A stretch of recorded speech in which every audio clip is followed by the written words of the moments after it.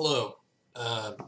Hope you can hear me. I'm on a webcam microphone, so its audio isn't going to be as good as I want it to be. But anyways, this is a little presentation I prepared for comment response to this video right here. But by the way, I'm trying to link everything in the description, all the things that I have in these tabs. I had this conversation with this woman here for this New Earth Wellness channel. And rather than just clutter up her comments page with a bunch of beliefs and opinions and whatnot, I'm just going to try to make this all as completely concise as I can, as well researched as I can in the time allotted, and just try to make as solid an argument as I can without trying to turn it into like a fight or anything like that. I don't want to insult the woman because she seems like a real nice lady. So anyways, I was trying to talk about this certain link, fourth link down on a search for glutamate in tomato. I actually pulled that up rather than just talk about it. I pulled it up. Here it is.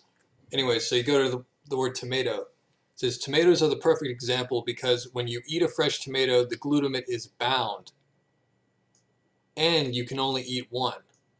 But you see, with the tomato sauce, you're eating not only 6 to 8 times as much, but it's also not bound anymore.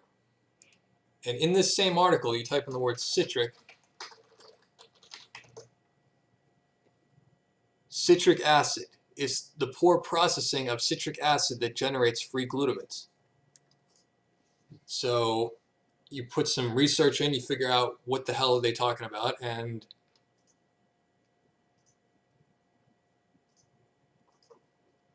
you get some clues here.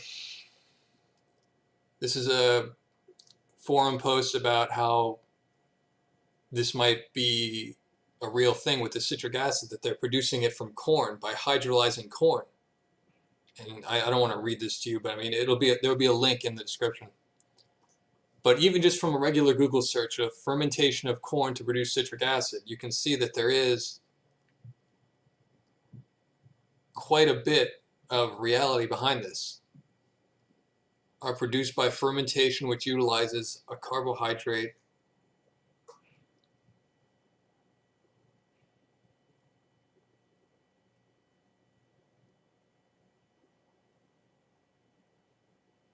most of the glutamates that we eat in our food are made from fermentation. That's just one of the new developments of how they produce the glutamates and the flavoring additives that are essentially the free amino acids. In your response, you talked about how it says naturally derived citric acid, and how lemon juice has citric acid, and how citric acid is not a big deal or something, or that it's just normal, or that it's not them being tricky or anything like that. There's no reason to suspect it. Well, I mean, in this one, it just says tomatoes. It's Palmy's tomato sauce. All of their sauces, they just say tomatoes on the ingredients. So it's just one ingredient. So yeah, tomatoes might contain citric acid, technically, but when it comes to listing ingredients, you don't list an ingredient like citric acid unless you added it as part of a separate process. That's just part of how making ingredients works. So anyways, you look at this, which is lemon juice concentrate. And even though lemon juice basically is citric acid, nowhere on the ingredients label would they actually list citric acid unless it was added as something extra. For instance, if they derive citric acid from fermentation of corn, they would have to list that as an ingredient, even though it already is citric acid. It's all taken in a certain context, and if you confuse the context, then you'll misinterpret what you're actually getting on your ingredients.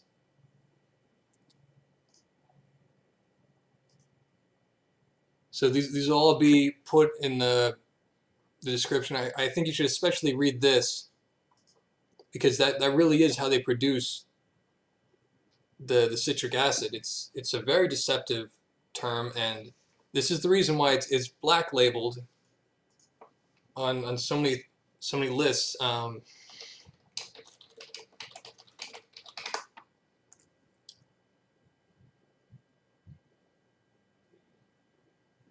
There's so many blacklists that just have citric acid as one of their things that they tell you to avoid, and it's for a good reason, because they do the fermentation of corn to produce it, and they get this sludge from the hydrolyzed proteins in the corn, and they just sort of call it citric acid because they can, and because the FDA doesn't give a shit.